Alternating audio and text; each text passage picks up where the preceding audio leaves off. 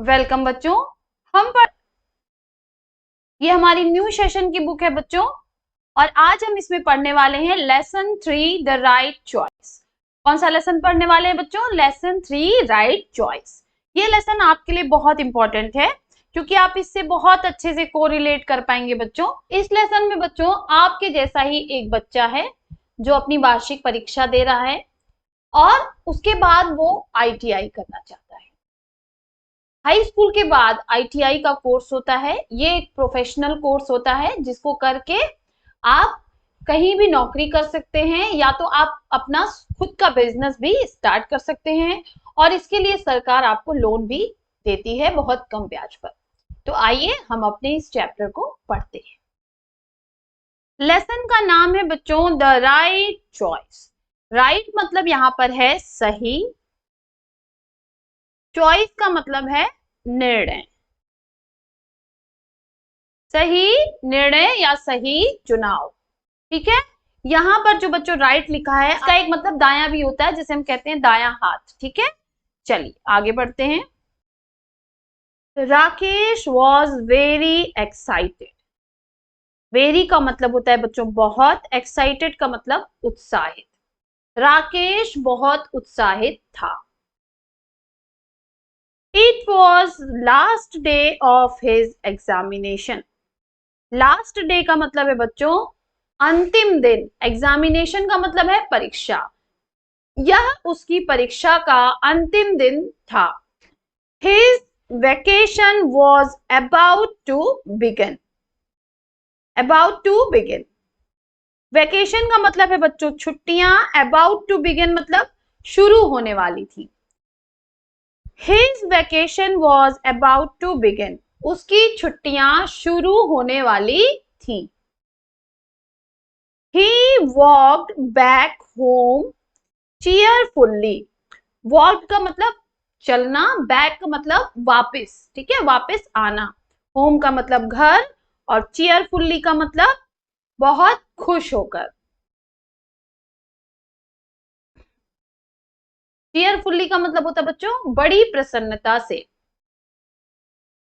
He walked back home cheerfully.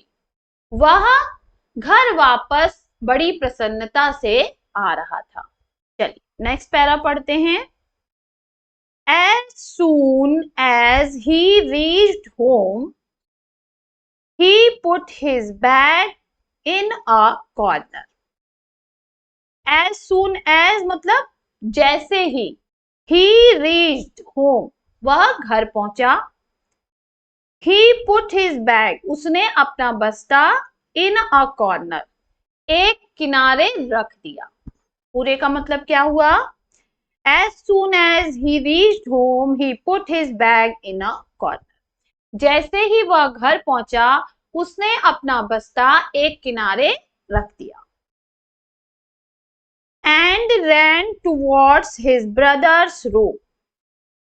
और ran का मतलब दौड़ा, towards मतलब की तरफ, his मतलब उसके, ब्रदर्स रूम मतलब भाई के कमरे।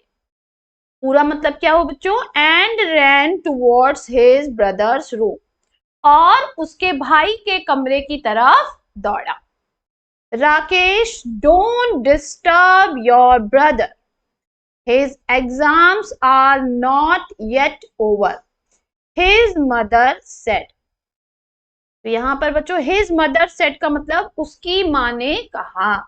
क्या कहा? Rakesh don't disturb your brother, अपने भाई को परेशान मत करो। His exams are not yet over, उसकी परीक्षा अभी तक खत्म नहीं हुई है। येट ओवर का मतलब अभी तक खत्म नहीं हुई है। Next, Rakesh returned to his room sadly. Rakesh अपने कमरे में दुखी होकर वापस आ गया। His brother Mukesh was preparing for board exams. उसका भाई मुकेश प्रिपेयरिंग का मतलब तैयारी कर रहा था, फॉर द बोर्ड एग्जाम्स। उसका भाई मुकेश बोर्ड परीक्षा की तैयारी कर रहा था। His parents मतलब उसके माता पिता डिड नॉट वॉन्ट नहीं चाहते थे, मुकेश टू बी डिस्टर्ब्ड कि मुकेश को परेशान किया जाए। पूरा मतलब क्या होगा? His parents did not want Mukesh to be disturbed, उसके माता पिता नहीं चाहते थे कि मुकेश को कोई परेशानी हो।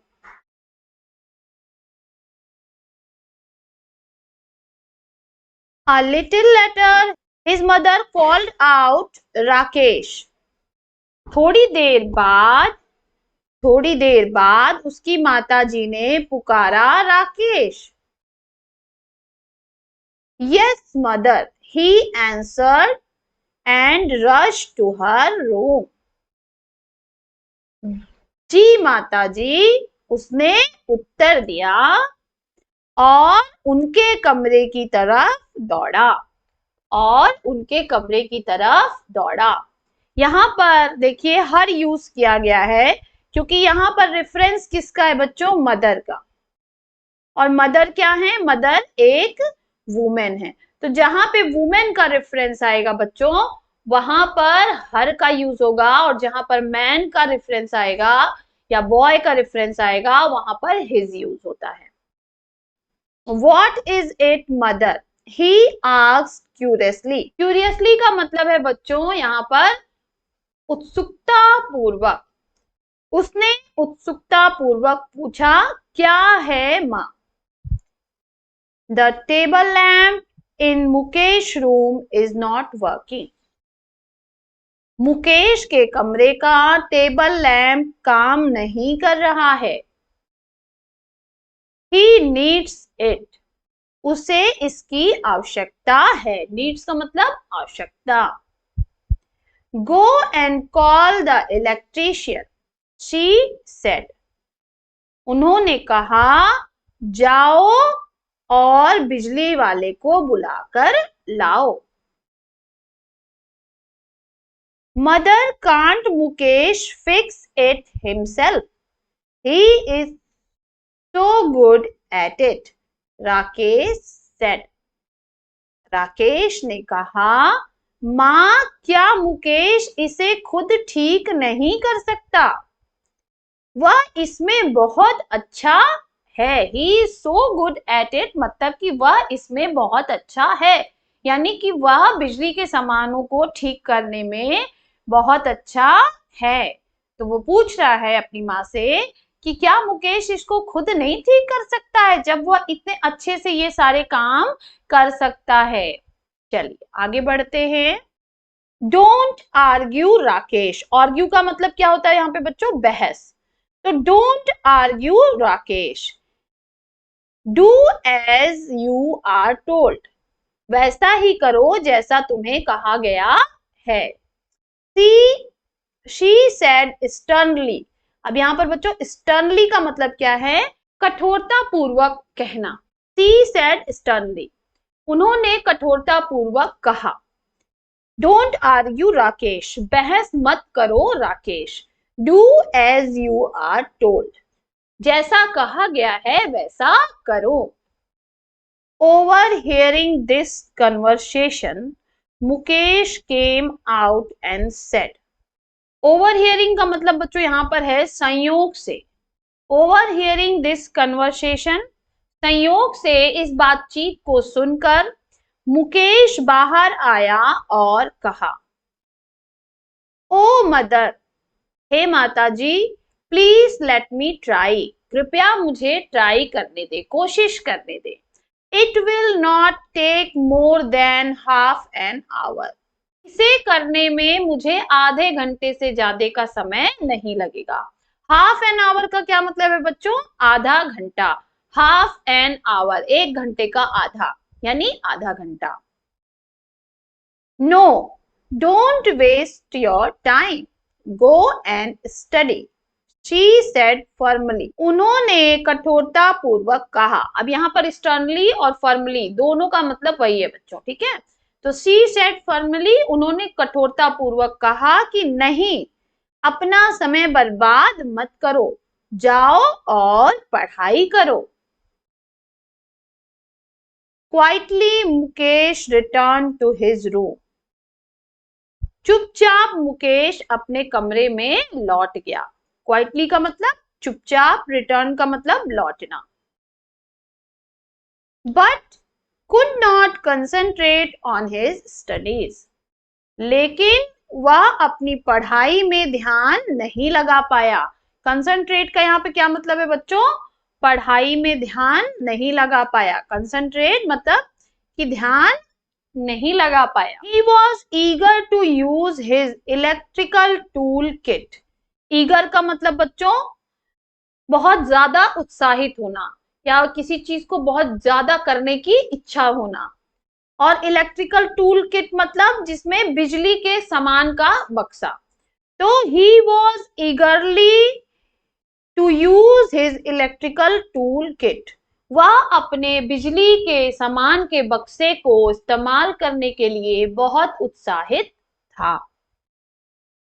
Mukesh had selected each tool with utmost care. जो एक वर्ड आया है utmost यानी बहुत ज्यादा, केयर का मतलब ध्यान, utmost का मतलब बहुत ज्यादा ध्यान से। तो Mukesh had selected each tool with utmost care. Mukesh ने अपने सारे जो किट थे, उसके जो टूल थे, औजार थे, उनको बहुत ही ध्यान से चूज किया था। मुकेश ने अपने सारे औजारों का चुनाव बहुत ही ध्यान से किया था। He kept looking at it. वह उसकी तरफ देखते ही जा रहा था। किसकी तरफ बच्चों? जो उसका टूल किट था उसकी तरफ।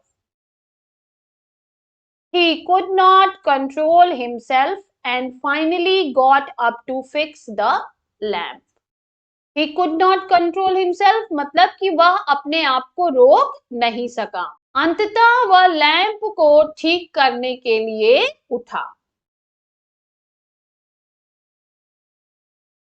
By the time Rakesh returned, Mukesh has already repaired the lamp. By the time मतलब जब तक, राकेश रिटर्न मतलब लौटा। तो जब तक राकेश लौटा, Mukesh had already repaired the lamp. Mukesh पहले ही लैंप को सही कर चुका था। Wow, Mukesh, you are brilliant. I knew you would be able to do it, exclaimed Rakesh. Rakesh ने खुशी से कहा। एक्सक्लेम्ड का मतलब क्या है? खुशी से चिल्ला के कहना। वाओ, वाह, Mukesh you are brilliant. Mukesh तुम बहुत प्रतिभाशाली हो। ब्रिलियंट का क्या मतलब है बच्चों? प्रतिभाशाली। I knew you would be able to do it. मैं जानता था कि तुम यह कर सकते हो। Sorry for the trouble mister Yadav, the work is already done, said the mother to the electrician. मां ने बिजली वाले से कहा, श्रीमान यादव, कष्ट के लिए क्षमा चाहती हूँ, काम पहले ही हो चुका है। The work is already done, काम पहले ही हो चुका है।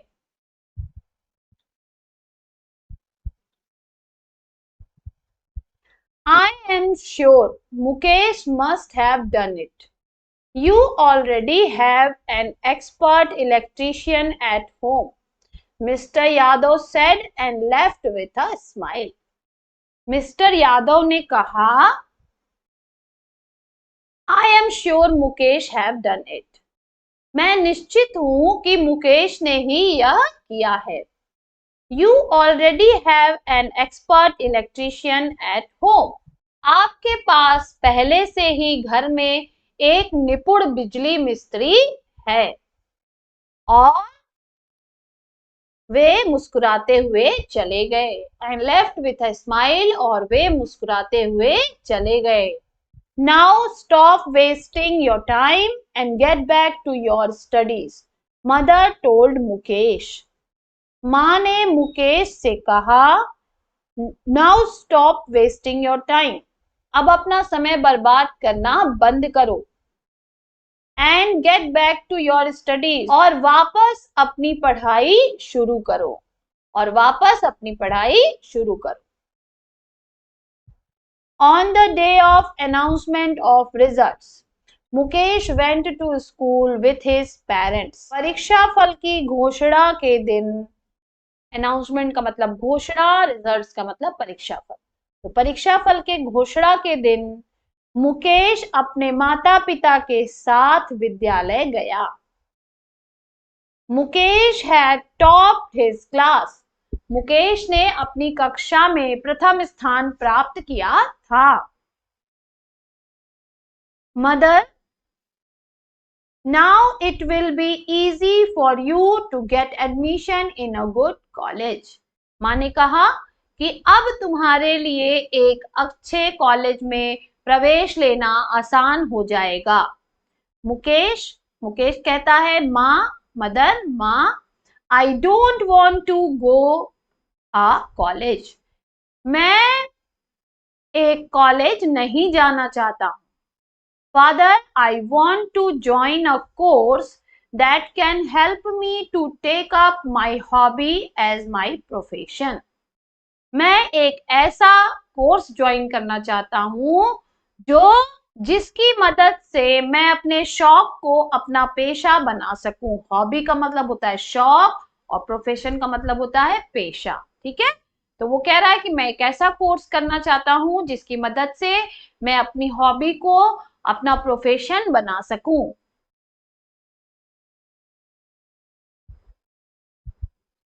The next day he went to the technical training institute with his father. अगले दिन वह अपने पिताजी के साथ तकनीकी प्रशिक्षण संस्थान में गया। There he got admission in the course of his choice. वहां उसे अपनी पसंद के कोर्स में दाखिला मिल गया। अब यहां पर ब्रैकेट में लिखा है a couple of years later, कुछ सालों के बाद। Everyone looked cheerful as they walked out of the house. घर से निकलते समय सभी लोग प्रसन्न दिख रहे थे। Mukesh had set up a new shop and they were going for its inauguration. Mukesh ने एक नई दुकान तैयार की थी और वे सभी उसके उद्घाटन में जा रहे थे। इनॉग्रेशन का मतलब क्या है बच्चों? उद्घाटन। एट द इनॉग्रल सेरेमनी, उद्घाटन के रस्म के समय, Mukesh asked Rakesh to come forward and cut the ribbon. Mukesh ने कहा राकेश आगे आओ और रिबन को काटो। Everyone clapped and wished Mukesh good luck. सभी लोगों ने तालियां बजाई और मुकेश को शुभकामनाएं दी। यहाँ पर बच्चों ये हमारा चैप्टर समाप्त होता है। तो आप देख सकते हैं कि बच्चे ने किस तरह से अपनी हॉबी को अपना प्रोफेशन बनाया। तो आप भी अपनी हॉबी को अपना प्रोफेशन बना सकते हैं। कुछ यहाँ पर वर्ड्स दिए हुए हैं, हालांकि हम इसे पढ़ चुके हैं, तो इसे हम फिर से पढ़ लेते हैं। स्टर्नली, स्टर्नली का मतलब है कठोरता पूर्वक। ओवर हियरिंग मतलब संयोग से बात सुनकर। फर्मली मतलब मजबूती से या दृढ़ता पूर्वक। कंसंट्रेट ध्यान केंद्रित करना। इनॉग्रेशन उद्घाटन। Answer the following question. Why did the parents not want to disturb Mukesh? Parents क्यों नहीं चाहते थे कि मुकेश डिस्टर्ब्ड हो? क्यों? क्योंकि वो बोर्ड परीक्षा की तैयारी कर रहा था। तो इसी को पहले हम सारे क्वेश्चंस को समझ लेते हैं बच्चों, फिर हम आंसर लिख लेंगे। Why did mother call the electrician? माता ने बिजली मिस्त्री को क्यों बुलाया था? तो क्यों बुलाया था बच्चों? क्योंकि मुकेश का लैंप खराब हो गया था तो उसको रिपेयर करने के लिए बुलाया था। What was Mukesh eager to do? Mukesh क्या करने के लिए बहुत उत्साहित था? तो वो अपने इलेक्ट्रिकल टूल को यूज करने के लिए बहुत उत्साहित था। What type of course did Mukesh want to take up? Mukesh किस प्रकार का कोर्स करना चाहता था? तो मुकेश ऐसा कोर्स करना चाहता था जिससे वह अपनी हॉबी को अपना प्रोफेशन बना सके। Name the institute in which Mukesh got admission. उस इंस्टीट्यूट का नाम बताइए जिसमें मुकेश ने एडमिशन लिया था। मुकेश ने बच्चों टेक्निकल ट्रेनिंग इंस्टीट्यूट में दाखिला लिया था। नेक्स्ट क्वेश्चन है why is it necessary to take the right decision at the right time? क्यों आवश्यक है सही समय पर सही निर्णय लेना? तो जब हम सही समय पर सही निर्णय लेते हैं तो हम सफलता की ओर बढ़ते हैं, और यदि हमने गलत निर्णय ले लिया तो हम असफलता की ओर बढ़ जाते हैं। तो इसी को अब हम आंसर फॉर्म में लिख लेते हैं।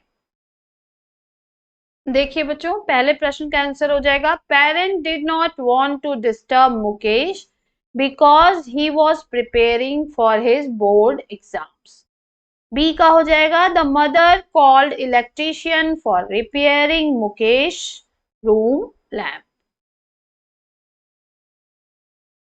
Mukesh was eager to use his electrical tool. Mukesh wanted to join a course which could help him to take up his hobby as profession. Mukesh got admission in Technical Training Institute. It is necessary to take the right decision at a right time because it leads to success. तो बच्चों यहाँ पर इस तरह से हम questions के answers को लिखेंगे। आधे क्वेश्चन का आंसर बच्चों आपको क्वेश्चन में ही मिलता है। जैसे हमारा ये क्वेश्चन देखिए, आपने यहाँ पर लास्ट में जो क्वेश्चन पूछा गया था एफ नंबर पर, what is it necessary to take the right decision at a right time. तो हम यहाँ पर क्या करते हैं, इट के बाद इसको लगा देंगे, it is necessary to take the right decision at a right time. उसके बाद हम लिख दिए, देखिए यहाँ पे because it leads to success. बस हमने थोड़ा सा आंसर यहाँ पर जोड़ा है। तो इसी तरह से आप इजी वे में पढ़ेंगे और इजी वे में आंसर्स को लिखेंगे तो इंग्लिश आपके लिए बहुत ही आसान होने वाली है और बहुत ही मजेदार होने वाली है। चलिए आगे के एक्सरसाइज को हम सॉल्व करते हैं। नेक्स्ट हमसे कह रहा है बच्चों, arrange the following events in order as they appear in the story. यहाँ पर हमें बिना ऑर्डर के दिया हुआ है, द इलेक्ट्रीशियन अराइव, इलेक्ट्रीशियन आया, the table lamp stopped working, table lamp ने काम करना बंद कर दिया, Mukesh tops the class, Mukesh ने कक्षा में टॉप किया, Rakesh goes to call the electrician, Rakesh बिजली मिस्त्री को बुलाने गया, राकेश वेकेशन बिगिंस, राकेश की छुट्टियां शुरू हो गई, मुकेश रिपेयर्स द लैम्प।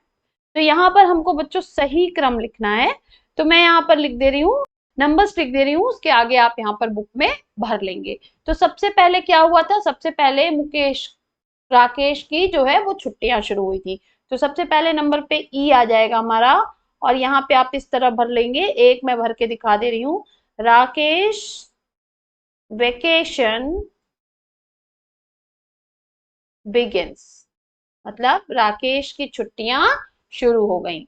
उसके बाद क्या हुआ था बच्चों, उसके बाद बी वाला हमारा आ जाएगा, तो आप यहाँ पे बी वाला भर लेंगे, the table lamp stop working. उसके बाद क्या होता है, Rakesh goes to call electrician, तो यहाँ पे डी आ जाएगा आपका। आ जाएगा बच्चों Mukesh repairs the lamp, Mukesh ने लैम्प को बना लिया। उसके बाद द इलेक्ट्रीशियन अराइव, उसके बाद इलेक्ट्रीशियन आया, तो आप यहाँ पे ए भर लेंगे। और लास्ट में क्या हुआ था, लास्ट में मुकेश ने अपना क्लास जो है वो टॉप किया था, तो इस तरह से हम भर लेंगे। लास्ट वाला मैं भर दे रही हूँ, मुकेश टॉप्स द क्लास। तो आप इस तरह से यहाँ पर भर लेंगे बच्चों। चलिए नेक्स्ट करते हैं। नेक्स्ट हमसे कह रहा है word power. Unscramble the letters to form a new word and use these words to form meaningful sentence. जैसे यहाँ पे CAVAONTI दिया था, इसका बना क्या, वेकेशन। हमें इधर उधर घुमा के बच्चों सही शब्द बनाना है। और यहाँ पर इन्होंने क्या इससे वर्ड बनाया, I will visit my grand mass place in the vacation. मैं छुट्टियों में अपनी दादी माँ के घर या अपनी दादी माँ के जगह। बच्चों देखिए RIOUSCULY, तो ये क्या बनेगा बच्चों? क्यूरियसली। CURIOUSLY, curiously. ठीक है, तो अब हमें इससे एक सेंटेंस बनाना है। I was curiously waiting for the new film. मैं उत्साहित होकर नई पिक्चर आने का इंतजार कर रहा हूं। नेक्स्ट चलिए हम बना लेते हैं। देखिए यहाँ पर वर्ड दिया हुआ है NETRSLY, तो ये क्या बनेगा? स्टर्नली। तो हम बना लेते हैं STERNLY, sternly. Go back, he said sternly, उसने दृढ़ता पूर्वक कहा पीछे जाओ। चलिए नेक्स्ट देखते हैं ERGAE, तो ये क्या बनेगा? ईगर। EAGER, eager. ईगर का मतलब कि बहुत ज्यादा करने की इच्छा हो रही है। She is eager to sing a song. वह एक गाना गाने के लिए उत्साहित है। नेक्स्ट है बच्चों FEROPSSNIO, तो इससे क्या बनेगा? Profession. I am a doctor by profession, मैं पेशे से डॉक्टर हूं। चलिए नेक्स्ट करते हैं language practice. Read and understand. A phrasal verb is a verb combined with a verb and a preposition to give a new meaning. जब एक verb और एक प्रीपोजिशन को जोड़ दिया जाता है बच्चों और उससे हमें एक नई मीनिंग मिलती है तो उसे हम कहते हैं फ्रेजल वर्ब। क्या कहते हैं? Phrasal verb. जैसे आप देखेंगे कि नीचे हमें एग्जांपल्स दिए हुए हैं। Give below are some phrasal verb that and their meanings.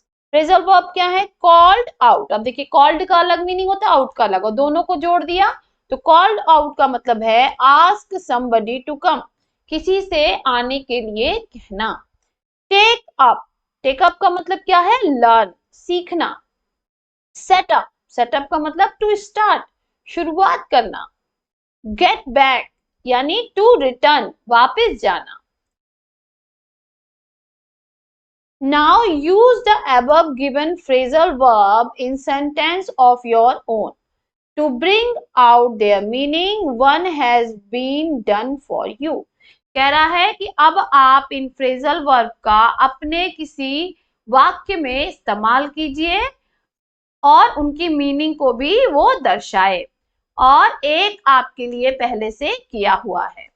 Call out, किसी को बुलाना, तो यहाँ पे हमारे लिए क्या किया हुआ है? Deepak's father called out for him, Deepak के पिता उसे बुला रहे हैं। नेक्स्ट हमें करना है टेकअप। टेकअप का मतलब क्या है? लर्न। नेक्स्ट वर्ड हमारा है बच्चों सेटअप, जिसका मतलब है टू स्टार्ट। तो इसे हम बनाएंगे आई सेट अप अ शॉप, मैंने एक दुकान शुरू की है। नेक्स्ट वर्ड है गेट बैक यानी टू रिटर्न। गेट बैक से हमने क्या सेंटेंस बनाया बच्चों? Give me a call when you get back, यानी जब तुम वापस आना तो मुझे एक फोन करना। नेक्स्ट हमसे क्या कह रहा है बच्चों? लेट्स टॉक एंड राइट, तो ये इस पे आपको अपनी कक्षा में बात करनी है और लिखना है। What are your hobbies? Write them in your notebook. तो आप अपनी नोटबुक में लिखेंगे कि आपकी हॉबीज क्या क्या हैं। यहाँ पर बच्चों ये चैप्टर हमारा समाप्त होता है। फिर मिलेंगे नेक्स्ट वीडियो में एक और चैप्टर के साथ। तब तक के लिए पढ़ते रहिए, आगे बढ़ते रहिए। बाय बाय बच्चों।